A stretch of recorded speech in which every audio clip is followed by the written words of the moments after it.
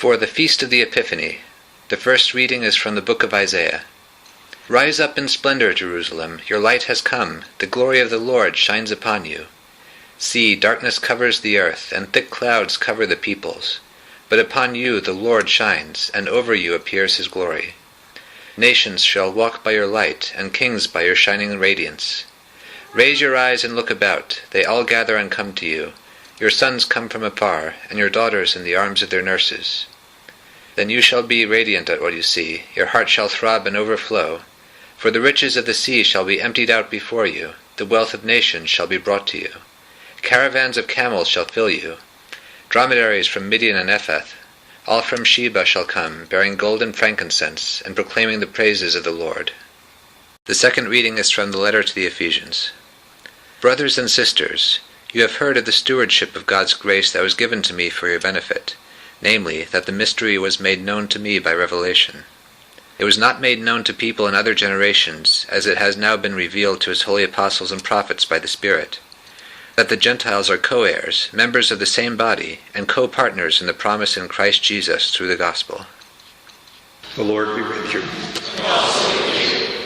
A reading from the Holy Gospel according to Matthew. May the Spirit of the risen Christ be in our minds and in our hearts, that the wisdom of the gospel may penetrate the depths of our life. When Jesus was born in Bethlehem of Judea in the days of King Herod, behold, Magi from the east arrived in Jerusalem, saying, "Where is the newborn King of the Jews? We saw his star at its rising, and we have come to do him homage." When King Herod heard this, he was greatly troubled, and all Jerusalem with him. Assembling all the chief priests and the scribes of the people, he inquired of them where the Christ was to be born. They said to him, "In Bethlehem of Judea, for thus it has been written through the prophet, and you, Bethlehem, land of Judah, are by no means least among the rulers of Judah, since from you shall come a ruler who is to shepherd my people Israel."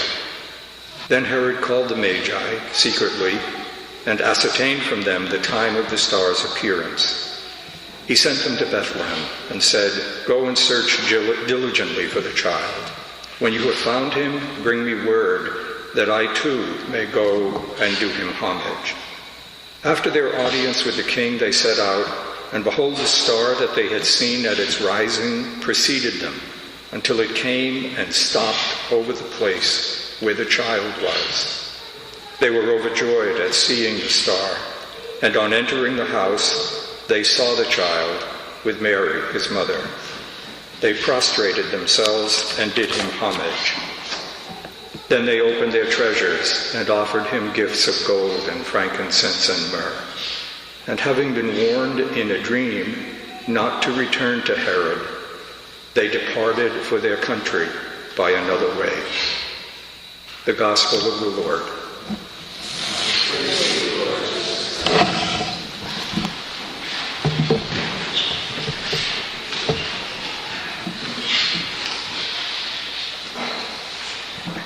I think it's important, maybe necessary even, to begin by reminding ourselves both about the structure of the early parts of Matthew and Luke's Gospel and of the rhythms of a liturgical spirituality. The reason I say that is that we don't have culturally a lot of we have no preparation really to live this time. We're at the end of Christmas time, the end of the famous 12 days of Christmas. We're almost there. 2 days from now would actually be the 6th. But liturgically, we're at the end of celebrating the Christmas season. What that is meant to be is a week and then some extra days when people spend a great deal of time each day trying to penetrate the mystery, the meaning of the incarnation of the divine Son. And the reason for all the different feasts, and indeed the reason for the very carefully constructed stories in both the beginning of Luke and the beginning of Matthew, the stories that we call the stories of the infancy of the incarnate God. The reason for them is that these stories relived year after year, coming out of the experience, both the grace that we have acquired, the deeper penetration of God's Spirit in our imagination, the experiences we've had, the failures, the forgiveness, the triumphs, the human experiences bring us back year after year to have the possibility of entering more deeply into the meaning of the Incarnation.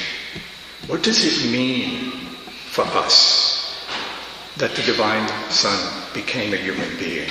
That once there was a man about whom people realized it was necessary to say, he is a man, he is a human being, he is a fully human man, and he is God, and that there is only one he in those two statements. What does that mean? Because we move in our culture very quickly away from announcements of something like Christmas. We moved away from Christmas very quickly. We don't have the habit of living what we're meant to be living. And so we come to the end of these 12 days, and for most of us, I think, we haven't probably, I guess most of us have not penetrated any more deeply, personally, into this mystery. We haven't been back to it over and over again. And also, we're not really trained to appreciate the specific theology, if you want, of Matthew's Gospel, the particular reason why he tells the stories that he tells. We even think of those stories as if they're facts, as if he's writing a kind of history. And in fact, in the world I grew up in, probably many of you, the stories of Matthew and Luke have just been all jumbled together into one story. They're very different from one another. They have very different ways of providing us with instruments into the meaning. Matthew's Gospel, for instance, I don't know if you know this, Matthew's Gospel has no story about the birth of Christ. Matthew's Gospel begins, with a story of the genealogy.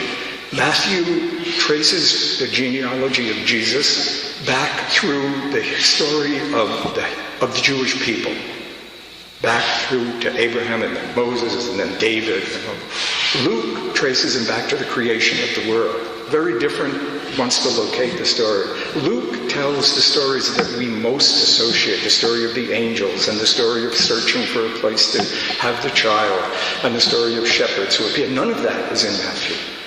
Matthew tells the story of the genealogy of Jesus and then the story of Joseph, who is confronted with the challenge of this woman that he is about to marry being with child by God. One of the commentaries that I read during this week said something which I had never thought of. Most of the times we talk about the story of Joseph, and it's a kind of human story. What is he going to do with this woman? Is he going to embarrass her? What is he going to do about maybe she's, having a child out of wedlock? That's not in Matthew's mind at all. According to this commentator, it makes a lot of sense. The challenge to Joseph was that he isn't able to enter into this mystery. This isn't what he bargained for. A child who is the direct creation of God, who is God.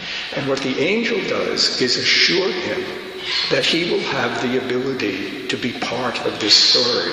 Do not be afraid to take this woman to you as your wife, because the mystery she's involved with, you will be able to be involved with too. It's a very different reading. And then immediately after that is the story of the Magi in Matthew's Gospel, the thing I just read. I mention all this because I think that the best way to celebrate the feast, the Feast of the Epiphany this year, is to see it as an invitation, maybe in the next days and weeks, for each of us to do what it had hoped we would be doing during the last week, thinking about, praying about, trying to penetrate what it means that we believe that the fact here is not a fact about was there a star or not and did people travel or not. No. That's a story that's to take us into the meaning of the fact. If you remember the opening prayer of the Mass, the resplendent fact of God made man. What does that mean?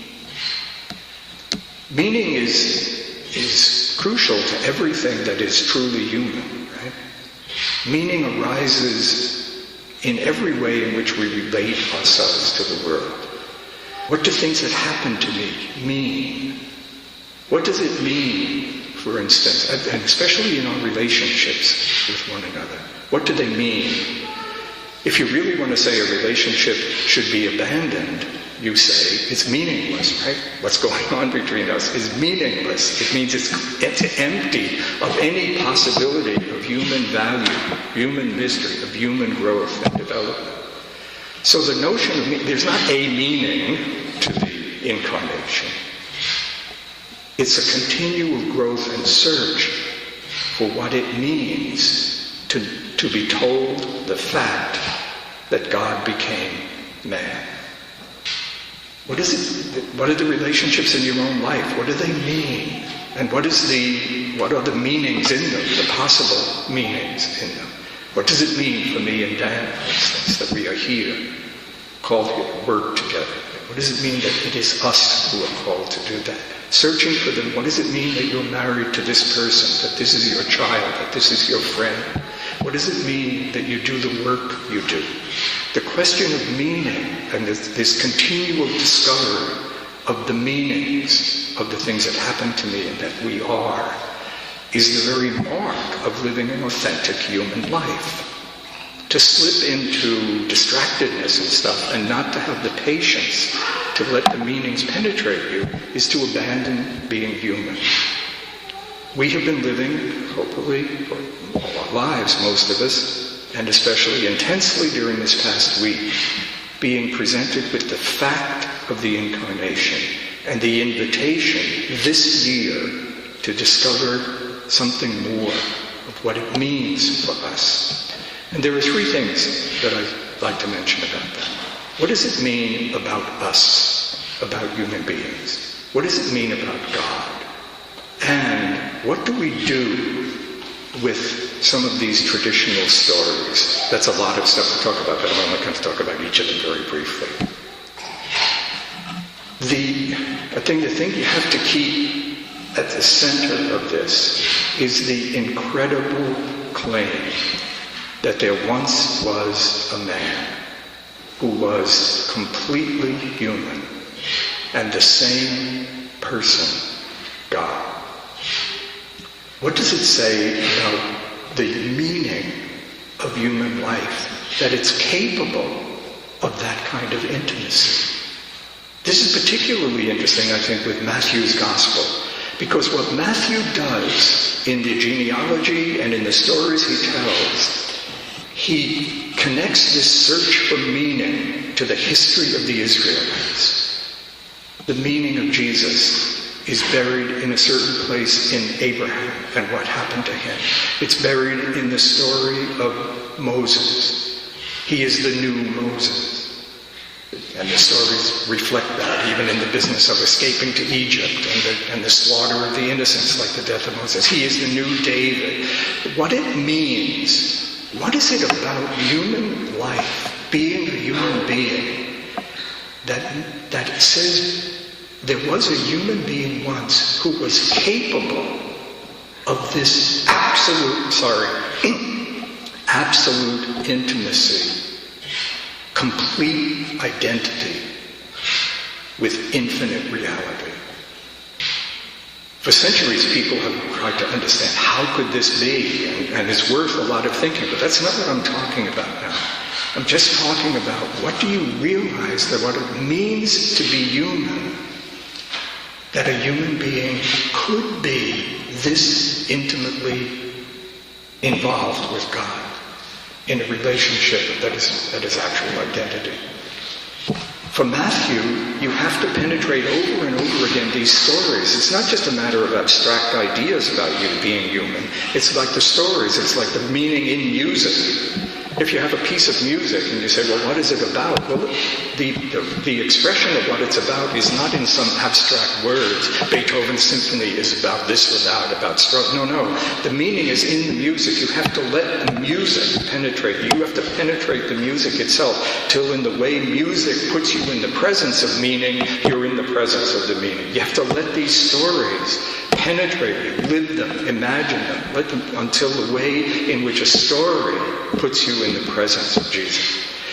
So the first thing that this feast reminds us of is a search for the me. What is it about me as a human being that will allow me somehow or other to share in this story of intimacy with God? What is it about being human that makes it possible for God to have become a human being? What is it about our freedom? What is it about our mind? What is it about our will? What is it about our choice and emotions? What is it about our dreams that makes this possible? Where is the meaning of this in my life? The second thing, what is it about God? And here it's almost more astounding. What does it say about infinite reality that it would choose to be so identified with a human being, and so with all human beings? There's a lot of stories about that. The stories all through the Gospels, the story of the whole life of Christ. But this day, we're talking just about God being a baby. God being a baby, a human baby who needs to be suckled, who needs to be comforted, who needs to be protected. What does it say about the meaning of infinite reality that it would choose to be so vulnerable? We talk about the humility of God in living a human life, the humility of God revealed in the story of Jesus and the way he dealt with other human beings and why he was willing to suffer and what he meant and all that. But this is even more profound, it seems to me. The God who will be so humble as to offer his reality to us in a way in which we are the powerful ones and he is the needy one. What does that mean about God? And what does it say or mean about a relationship between this God and us? When I was thinking about this and preparing it, I thought about the Eucharist, because it seems to me it's the same thing. The God who is so vulnerable that he offers himself to us in a form that we can treat trivially, that we have, if you would, all power over. Not just the God who is willing to suffer and die, but the God who chose to be an infant, who chose to offer himself to us under the sacramental form of the simple thing of bread. There are some people in Rome now who say that they want us to receive the Eucharist kneeling again and only on the tongue as a sign of reverence for the majesty of God present in the Eucharist. I think that's a kind of failure of nerve in the presence of the Incarnation. God chose to present himself to us in the utter vulnerability of the Eucharist. I think we have to develop a way of living that which recognizes that meaning and expresses it, not turning it again into just an affirmation of the divinity. And the last thing, I talked too long, but the last thing is the question of the imagination. We're stuck, I think, unfortunately, in repeating the same story. We still talk about three kings. There's no reference to three kings. It was one way that they imagined this story in order to get at the meaning of it. Wouldn't it be a great thing if we began to reimagine the story of the Incarnation in the terms of our own life? Isn't it actually something we're meant to do? What is it in my own life that is as far away as these magi were from the core of the story of Christ, and yet sees something, gives an intuition of the meaning of the story of Christ? What is it about the world in which we live, Hindus and Buddhists and Jews and Muslims, who see something like the star that can lead us to a deeper sense of the meaning of our own life? What is it about the life here at Cornell, radically secular, far away apparently from the story, that nevertheless bears the way these pagans bore an insight which we should learn from and accept, unlike Herod, who rejected it and tried to destroy the Christ? Today we celebrate the last day of the feast of the incarnation of the Son of God. And in a way, we celebrate it at one of its most profound symbolic moments. The infinite God as a human being.